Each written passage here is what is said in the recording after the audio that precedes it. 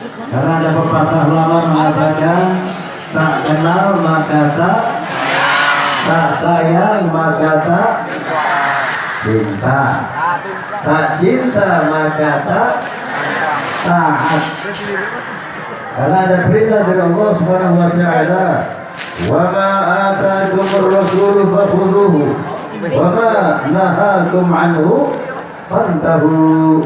Apa yang diperintah oleh Nabi laksanakan, dan apa yang dilarang oleh Nabi tinggalkan.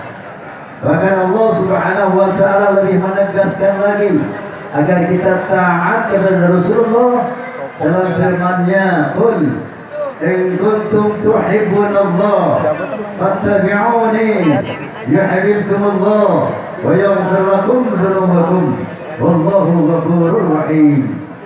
Allah Subhanahu wa taala berfirman, katakan ya Muhammad kepada seluruh manusia, kalau kamu cinta kepada Allah, maka taatlah kepadaku. Kalau kamu taat kepada Muhammad, maka Allah akan mencintai kamu dan akan mengampuni dosa-dosa. Kira-kira mau nggak dicintai Allah? Mau nggak diampuni dosa kita oleh Allah? Syaratnya taat kepada Rasulullah. Karena pada hakikatnya ketaatan kita kepada Nabi adalah ketaatan kita kepada Allah Subhanahu wa ta'ala. Boleh minum?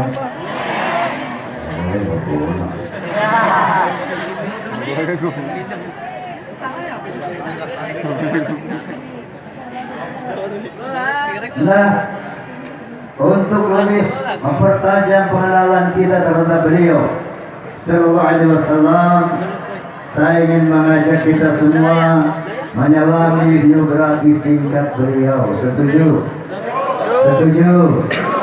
Beliau adalah Muhammad bin Abdullah bin Abdul Muttalib bin Hashim bin Abdul Manaf bin Qusay bin Hakim bin Murrah bin Ka'ab bin Lu'ay bin Ghalib bin Fihr bin Malik bin An-Nabar bin Kinanah bin Khuzaimah bin Mudrikah bin Ilyas bin Mudar bin Nizar bin Ma'at bin Adnan. Selanjutnya beliau adalah keturunan Nabi Ismail alaihissalam bin Nabi Ibrahim alaihissalam. Beliau diklaim sebagai seorang Nabi dan Rasul yang terbesar, teragung di antara 124.000 Nabi. Dari 124.000 Nabi terdapat 313 Rasul. Beliaulah Nabi dan Rasul yang teragung paling tidak dengan 4 alasan. Yang pertama adalah karena wilayah dakwah beliau SAW bukan bersifat lokal kedaerahan, tapi berskala internasional. Lain dengan nabi-nabi sebelum beliau SAW, hanya diutus untuk bangsanya masing-masing. Contoh, Nabi Lut alaihissalam, beliau hanya diutus untuk bangsanya, yaitu bangsa Sadum. Nabi Hud alaihissalam hanya diutus untuk bangsa Ad. Nabi Saleh alaihissalam hanya diutus untuk bangsa Thamud. Begitu juga Nabi Isa alaihissalam yang dikenal di dunia internasional dengan nama Yesus Kristus. Beliau juga hanya diutus untuk bangsa Israel saja. Hal ini dijelaskan dalam Al-Quranul Karim, wa yu'allimuhumul kitab wal hikmah wal taurat wal injil wa rasulan ila bani Israel. Allah Subhanahu wa ta'ala menegaskan, aku ajarkan Isa al-Masih kitab-kitab. Aku ajarkan Isa al-Masih tentang ilmu hikmah. Dengan ilmu hikmah itu beliau bisa menyembuhkan berbagai macam penyakit. Aku ajarkan kepada Isa al-Masih kitab Taurat, kitab Injil, dan aku jadikan dia sebagai rasul dari bangsa Israel saja. Hal ini dibenarkan dalam Injil Matius pasal 10 ayat 5 dan 6. Di sana berbunyi, ke-12 murid itu diutus oleh Yesus.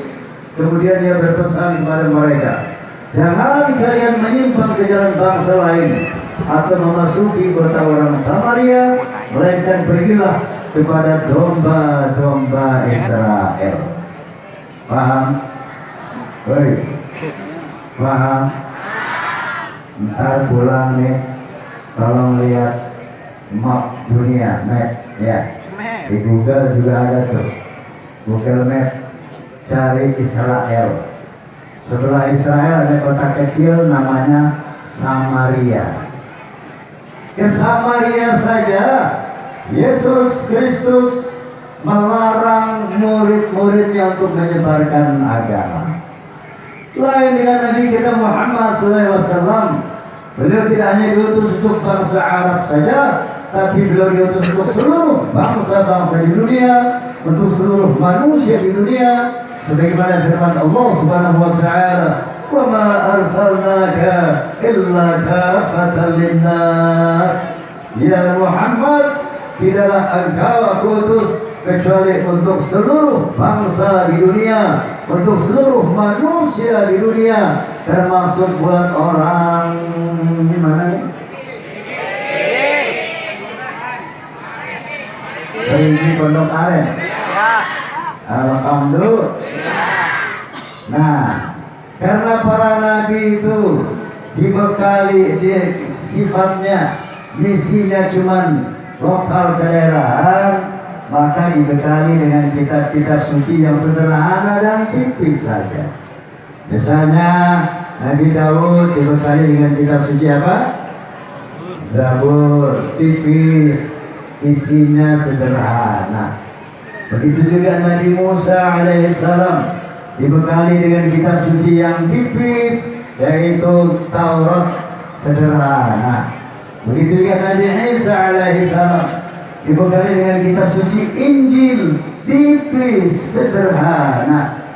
Lain dengan Nabi Muhammad SAW, karena misi beliau adalah internasional, maka beliau dibekali dengan kitab suci yang sempurna, yang tebal, yaitu 30 juz, 114 surat, 6.636 ayat. Dan Allah Subhanahu wa taala berfirman, "Al-yawma akmaltu lakum dinakum." Hari ini aku sempurnakan agamamu. Ma faratna fil kitab min syai'. Tidak ada yang aku lupakan dalam Al-Qur'an Al-Karim. Seluruh aspek kehidupan manusia ada penjelasannya dalam Al-Qur'an Al-Karim. Mau bicara dari soal dapur sampai soal langit, dari soal ekonomi sampai teknologi, berbagai macam hal dijelaskan, dibimbing oleh Al-Qur'anul Karim. Jadi kalau mau dagang, tanya Al-Qur'an. Kalau mau berpolitik, milih pemimpin, pilih partai, tanya Al-Qur'an. Kalau mau kawin, tanya Al-Qur'an. Mau bercerai, tanya Al-Qur'an. Mau kawin lagi, tanya Al-Qur'an. Kenapa? Ini perempuan ini kalau dengar poligami, alergi banget. Hei,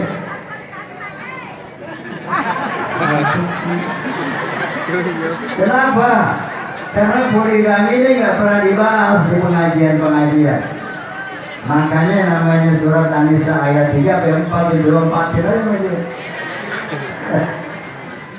Hei, Nabi Muhammad istrinya berapa, Bu? Berapa? 2. Insya Allah 11. Banyak apa dikit? Dikit. Para orientalis, orang-orang non-muslim menyatakan, Muhammad itu seks mania, Muhammad itu women oriented, Muhammad itu suka main perempuan. Na'udzubillahi min. Hei, contohnya lihat. Istri pertama beliau SAW siapa namanya? Siti Khadijah binti Khuwailid. Beliau meninggal dunia dan Nabi menduda selama 3 tahun. Setelah Siti Khadijah meninggal dunia, Nabi menduda selama 3 tahun, gak kawin-kawin. Coba Muhammad orang sini. Orang mana nih? Orang perigi. Dirinya lagi dikubur, matanya udah jelalatan. Aku dah loh. Nah, adapun beliau kawin setelah itu poligami dengan 10 orang, diantaranya Siti Aisyah, Hafsah dan sebagainya. Itu atas perintah Allah dalam rangka mempersatukan kabilah-kabilah bangsa Arab yang selalu berperang, gak pernah bersatu. Jadi misinya politis dalam rangka mempersatukan bangsa Arab. Paham? Paham? 11 banyak apa dikit? Dikit. Nabi Daud berapa istrinya, Bu? Menurut tafsir Al-Munir, istri Nabi Daud itu 100. 100 banyak apa dikit, Bini? Dikit. Kenapa? Menurut tafsir Al-Munir, Nabi Sulaiman istrinya 1000. Gak boleh siap-siap dah situ. 1000 banyak dikit, Bini? Sedikit. Kenapa? Ternyata Kaisar Ming, Raja Tiongkok abad ke-18, konon istrinya 3000. Mohon maaf, Bu, zaman dulu perempuan gak ada harganya, Bu. Ikan tempang ditepuk-tepuk kalau mau kawin. Ya ada dulu orang kawin juga 3, 5, 10, nggak ada lihat. Raja-raja Jawa ada bininya 2, 3, 5, 10, nggak ada. 100, 200, 300 masa sejarah, baca sejarah nggak? Raja-raja Jawa aja ratusan. Ada dangdut.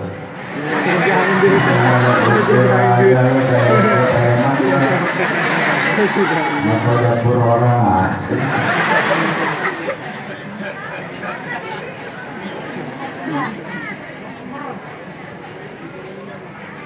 Dulu tidak ada harkat derajat wanita sebelum Islam datang. Begitu Nabi Muhammad membawa al-Islam, maka harkat derajat wanita diangkat. Gak boleh lagi kawin unlimited tanpa batas. Gak boleh lagi puluhan, ratusan, apalagi ribuan. Fankihu ma qaba lakum minan nisa masna wa thulatha wa ruba'. Kamu hanya boleh menikahi perempuan 2, 3, paling banyak 4. Itu pun wa in khiftum alla ta'dilu fawahidatan wa ma malakat aymanukum. Itu pun kalau kamu takut tidak adil. Cowok, lu dengerin gue nih. Kalau kamu baru takut aja, gua adil nggak nih ya? Baru was-was doang, takut gak bisa adil, nggak boleh 2, 3, 4. Fawahidatan, 1 saja. Paham? Paham? Baru gaji lo naik 2.500 mau kawin lah. Apa itu adil? Adil itu bukan surang 1 juta sebulan, bukan digilir surang semalam, bukan dikasih surang 10 tetes. Harus dulu. Adil itu dzalika adna alla ta'ulu. Adil itu lebih dekat kepada tidak menganiaya perasaan perempuan.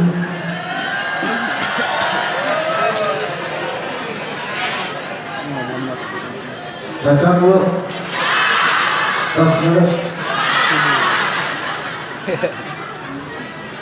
Jadi mau kawin lagi yang kedua boleh, tapi bini tua nggak boleh kelojotan.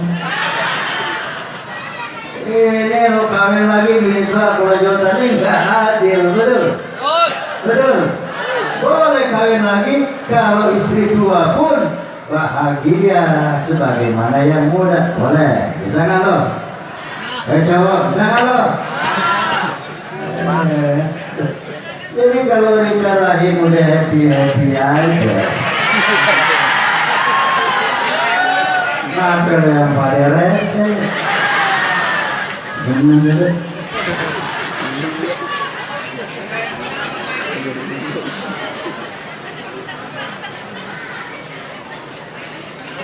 Begitu sempurnanya Al-Quran, sampai-sampai seorang sosiolog berkebangsaan Amerika, beliau adalah Profesor Dr. Arnold Toynbee. Siapa? Bukan Bang Toyin. Toynbee. Siapa? Arnold Toynbee. Baca Quran, mempelajari Al-Quran, alhamdulillah dapat hidayah, masuk Islam. Setelah masuk Islam, beliau berkomentar, Islam is not only a religion, but it's also a way of life and a whole civilization. Ternyata Islam bukan sekedar agama, tapi way of life, bimbingan hidup, and a whole civilization, dan sebuah peradaban yang lengkap. Alhamdulillah. Ini satu kelebihan Nabi kita Muhammad SAW. Yang kedua yaitu salawat. 124.000 Nabi, nggak ada Allah dan para malaikat bersalawat, hanya kepada Nabi Muhammad SAW.